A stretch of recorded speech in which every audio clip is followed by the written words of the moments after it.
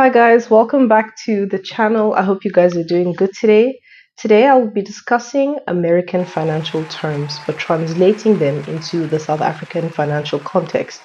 I don't know if you guys have ever experienced this, but this was like irregular with me, especially back in the day when YouTube was still relatively new. I would go on to sort of find some kind of financial planning or tips or strategies to follow.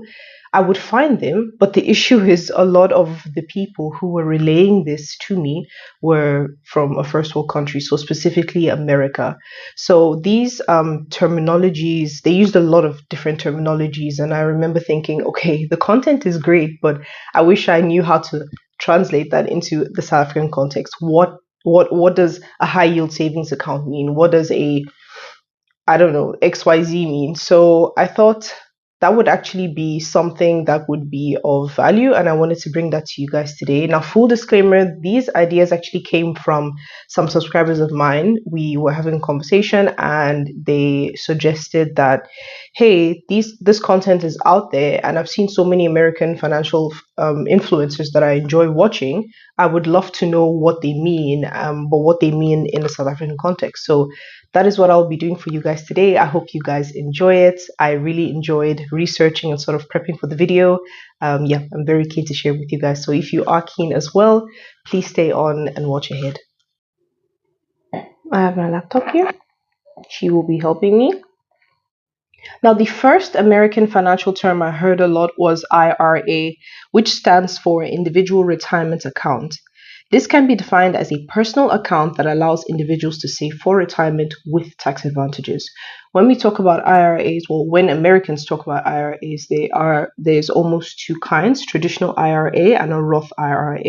A traditional IRA, contributions here may be tax deductible, but withdrawals in retirement, they are always taxed. The South African equivalent of a traditional IRA would be a retirement annuity. That would be the closest equivalent, not the exact same. And RA, as in a retirement annuity here in South Africa, is designed for individual retirement savings outside of an employer's pension fund. Now, the other IRA that Americans talk about a lot is Roth IRA. Here, contributions are made with after tax dollars, meaning they grow tax free, and withdrawals in retirement are completely tax free. The closest equivalent I could find in South Africa to a Roth IRA would be a tax free savings account.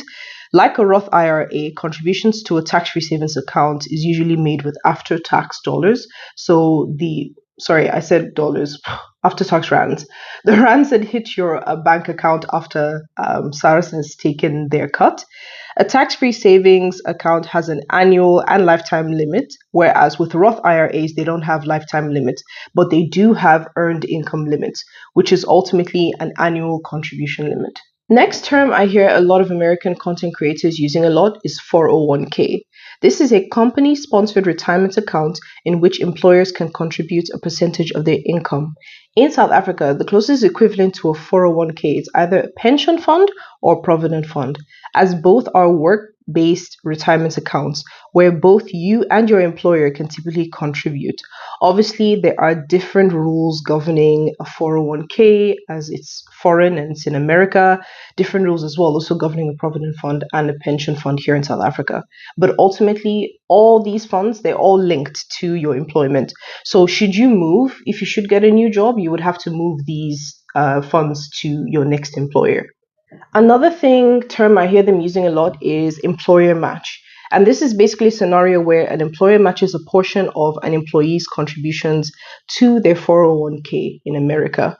Now, an employer would also match a portion of your contribution here in South Africa as an employee. Whatever contributions you make to your provident fund or your pension fund, this is also known as an employer match here in South Africa. Matching an employer's contribution is practiced in South Africa, but it is not a legal requirement. The next term I hear a lot of American content creators use is a brokerage account. I love this term. I don't know why. I've always wanted to say, oh, I have a brokerage account. But anyway, research shows that a brokerage account is a taxable investment account used to buy and sell stocks, bonds, and mutual funds. In South Africa, you would call this a self-directed trading account or a stockbroking account, which is more commonly known as that. For example, if you had an easy equities account, An American would refer to that as a brokerage account. Another favorite one that I hear them use a lot is a high yield savings account, which is a HYSA. An HYSA is a type of savings account that pays a higher interest rate than a traditional standard savings account. It's usually used for short term planning. The South African equivalent to a high yield savings account, I would say, would be a money market account. They offer higher interest rates than standard traditional accounts while keeping your money easily accessible. Another version of a high yield savings account, but in South African context, would be a notice deposit account. They offer higher yields than a money market account, but you do usually need to notify the bank sufficiently before withdrawing your money. Both options, money market accounts and a notice deposit accounts, there is so many variety available on online banking apps or via asset managers available here in South Africa. So all you have to do is do some research, but that would be an equivalent to a high yield savings account. Money market, notice deposit. Another term that I hear being used from time to time, although it's not as popular as the ones that we just previously went through, is a HELOC, Home Equity Line of Credit. It is a revolving secured loan allowing homeowners to borrow against their home's equity. It basically acts like a credit card with variable interest rates when you only pay interest on the amount that you have used. A HELOC is similar to what we know in South Africa as an access bond or access facility or a flexi reserve that's tied to our mortgage accounts, except there is a bit of a difference.